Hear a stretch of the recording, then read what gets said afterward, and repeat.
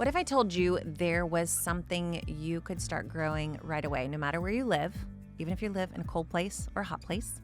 You could grow this thing if you have very little space. Like, let's say you have no space at all. Let's say you don't have a yard at all, and yeah, like you have a kitchen counter. That's about it. You can still grow this thing. Let's say you have no light, like no access to light that you could put on your plants. You don't have a window, you don't have artificial light set up. Just it's dark. It's too dark in your mind for growing a thing. Let's say that you tell me you have no green thumb, like you've literally never kept a plant. Your house is the place where plants come to die. You know what I'm saying? That's you. You can still grow this thing. So this thing takes up so little space. Like it's the size of a plate, a dinner plate. So if you've got room for a dinner plate, you've got room for this. This thing takes so little light. You actually don't even need light. You don't even need light from a window to grow this thing. This thing takes so little time. Like it's going to be ready to harvest in less than 7 days. So if you have no patience, then you can still grow this thing. And finally, this thing takes like no skill. It takes no skill. You don't have to be good at gardening. You don't have to have ever kept a plant alive in your entire life. You could have killed every single other plant you've ever tried to grow in your life, and you could still grow this one thing. Are you in it? Are you in? Like, are you intrigued? Are you interested? Would you want to grow this thing? But wait, I got to tell you more. Okay, this thing is so good for you, like full of nutrition. This thing is going to make your stomach digest food better. This thing is going to give you vitamins and nutrients and antioxidants. And it's going to taste so fresh and delicious. So you know those meals where you're like, meh, like not so great. When you add this to that dish, it's going to immediately like make that dish so much. You're going to feel like the dish is gourmet when you put this onto your plate. Have I sold you yet? Like, are you going to do this with me? What is this thing that you can grow in such a small space with no light, with no former experience or ability that is so good for you and will make your dishes so delicious? Sprouts. Sprouts. So easy to grow, requires so little of your time and your space, and yet so good for you. And here's the best part. You literally can't buy it. Like if you buy this from even a farmer's market, the value, the nutritional value, the freshness, it's gone. Like the only way to get good sprouts is to grow your own. So let's do this. Are you ready? I'm going to give you the short version of how to grow your own sprouts. I'm going to show you the step-by-step to do it. So I'm going to be reading from my book, Leaves, Roots, and Fruit. Sprouts is in the step 1. Why is it in the step 1? Because it's so easy. Anybody can do this. It takes like no resources to make happen.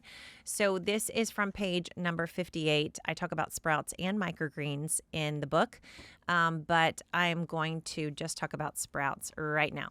So the first step to growing a daily supply of sprouts is to gather your materials. So you're going to need a draining tray, a non-draining tray, and then you need seeds and you need water. Can you handle that? You need a draining tray, a non-draining tray, some seeds, and some water. Let me tell you, you know what I used the first time I did this? I used like a, what's that called? That you put the noodles in to strain them? A strainer. Is that what it's called? A strainer. Molly's saying, yes, it's a strainer. I used a strainer and I put it over a plate, okay? So my draining tray was a strainer. My non-draining tray was a plate. And guess what? It worked.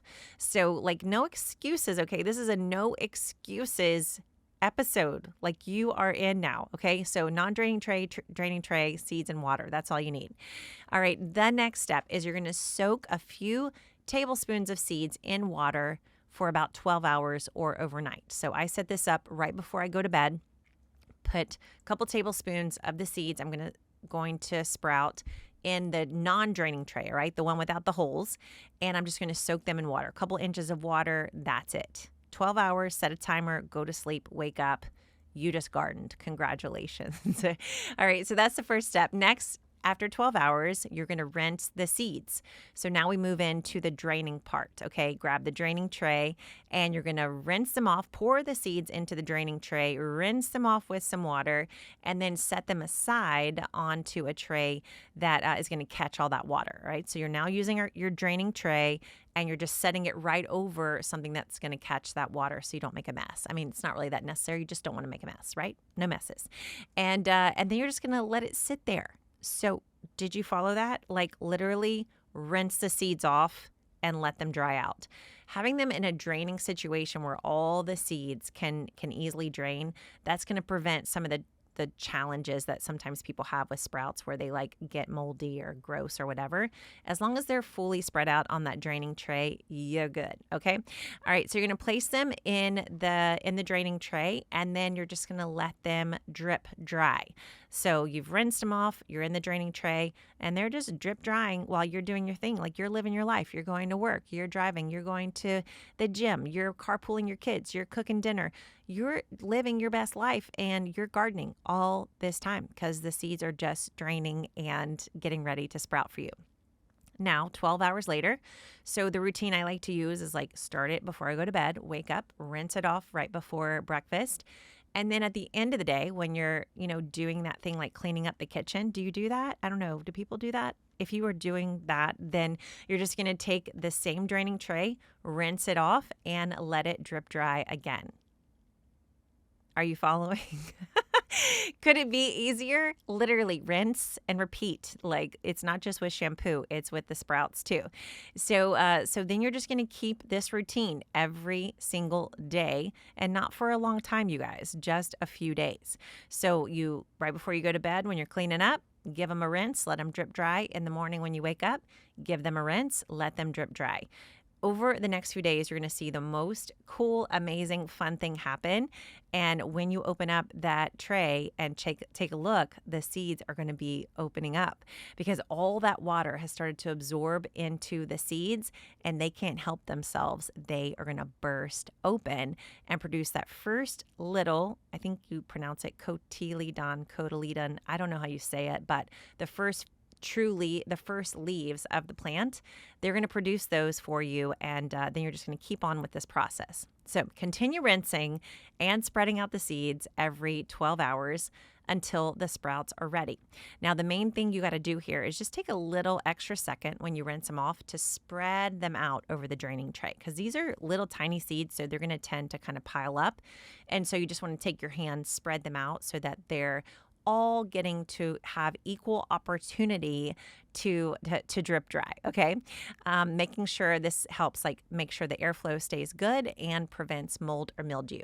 Then to harvest, you don't even need scissors, okay? All you're gonna do is grab the non-draining tray, the draining tray, and when you wanna make something with it, you're gonna do this really complicated thing. It's called your hand, and you're going to reach into the draining tray and you're going to pick up some of the sprouts and then you're going to eat them. And I know it sounds complicated, but trust me, once you know these steps, you too can do this.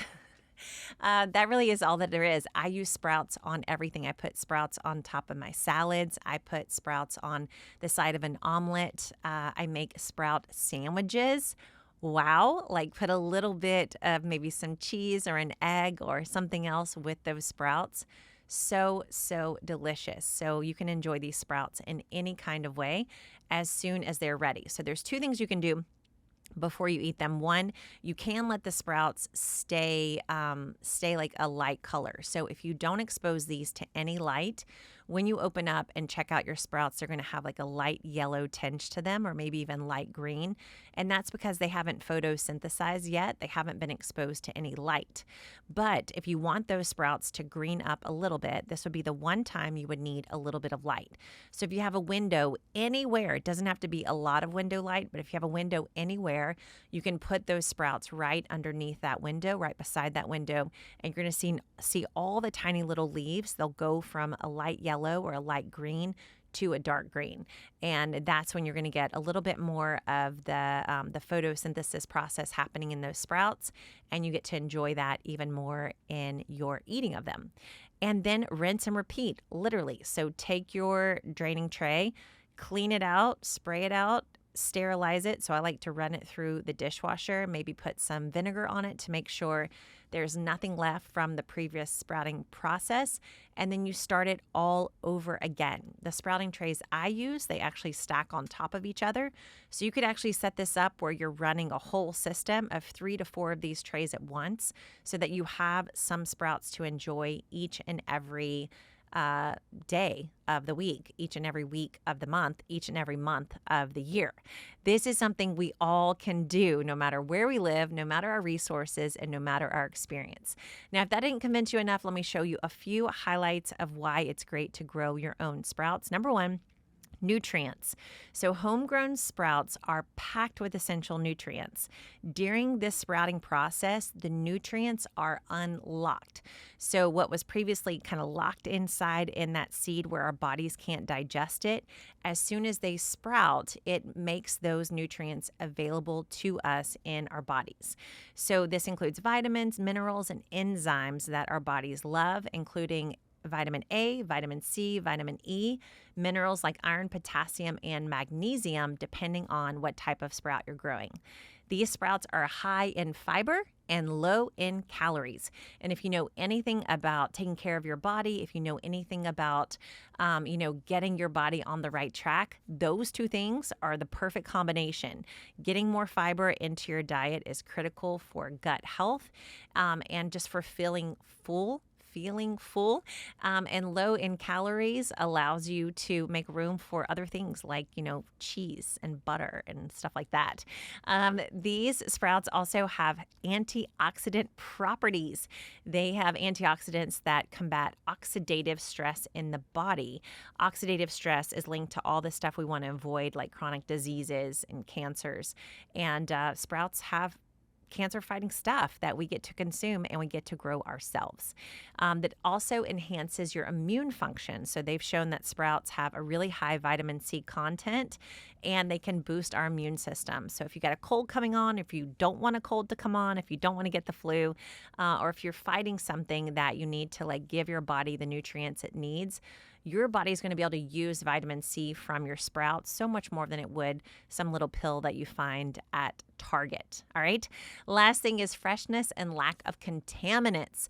So if you see in the news, people are like, oh, don't eat sprouts. They're going to have E. coli and all these molds and mildews and things like that. And people are referring to store-bought sprouts where these things have been packed together. They haven't been in a draining tray or they're not staying well drained and they're staying wet together. And it just has to happen when a farmer or when there's a commercial process to get the sprouts to us. They end up being wrapped and in a package that can cause contaminants to happen because all those sprouts are a little too moist. And so, lots of fungal and things like that can happen. But if this is happening right on your kitchen counter, then you're in charge and you can know what's happened to those seeds from the very first second you soak them to the minute that you're eating them. So you get all this richness, all these vitamins and minerals, but you don't have to worry about all the contaminants if you follow my method. All right. So you have to make sure you keep airflow, you keep those seeds spread out, and you always let them fully drip dry before you rinse and repeat. So you can ensure that your seeds that you're growing don't have pesticides or chemicals in them. And you also get to make sure that they're just, you saw the process from start to finish. So are you in? Are you going to grow your own sprouts? Let me end this with my little beginning of my book, Leaves, Roots, and Fruit. So let me tell you a little story. I love to garden, but I just don't have the space. I must have said these words 100 times when I was in my 20s. During those years, I lived in a small apartment in China, a row house in Philadelphia, and a townhome in Virginia. Though my living space increased with every move, I never felt like I truly had a yard or a spot to put down roots and start growing. I still remember climbing the stairs to my apartment in China and seeing the farmers working the terrace fields behind me, or driving in from an hour-long commute in Philly and passing my friend as she watered her flowers. For a long time, it felt like gardening was for people with picket fences or a farm, and I wasn't one of those people. Now, even as I sit here with a larger yard than I've ever had before, it is ironic that I often find as much, if not more, joy in the sprouts I harvest from the kitchen counter and the greens I bring up from the basement as I do in the harvest baskets that I fill from my raised beds. If only my current self could have shown my 20-something self that gardening was less about space and more about perspective, because I was convinced that I needed a large yard and a dedicated area to truly start gardening. I missed all the opportunities that were right there in front of me. Even in my tiny little Chinese apartment, there was room to grow sprouts, microgreens, and even a small salad garden. If that space was adequate, then I'm sure you've got enough room right where you are, too. All right, are you in? Sprouts, no space, no light, no experience, no green thumb. This is the plant for you. So I cannot wait to see the sprouts that you grow. You can definitely get my book, Leaves, Roots, and Fruit, to give you all the details on how to make your own sprout growing dreams come true. And follow along. I'm going to be showing you online lots of the sprouts that I'll be growing all season long as well. I would love to help you grow sprouts and all the other things. And to make that happen, I have a free resource for you, and it's the Gardenary Planting Calendar. To get it, all you have to do is go to gardenary.com/podcast, and we'll have that and many other free resources available for you to get, to download, to start using right away. I want to thank you so much for listening to the Grow Yourself podcast and for making the garden ordinary right where you live. Growing your own sprouts is no small thing. This may be little bitty leaves, little bitty harvests, but it adds up to big change on our kitchen table, on our dinner plate, in our bodies, and in the whole entire planet. When we grow our own, we change the world for the better, and you can get started right away, no matter how small. Thanks again for listening, and I will see you next time. Thanks so much for listening to the Grow Yourself podcast. You can keep listening anywhere you love getting your podcast delivered. On Apple Podcasts, on Spotify, iHeartRadio, you name it, we are there for you. And if you want to read the notes and get our free resources to help you grow more, you can go to gardenary.com/podcast.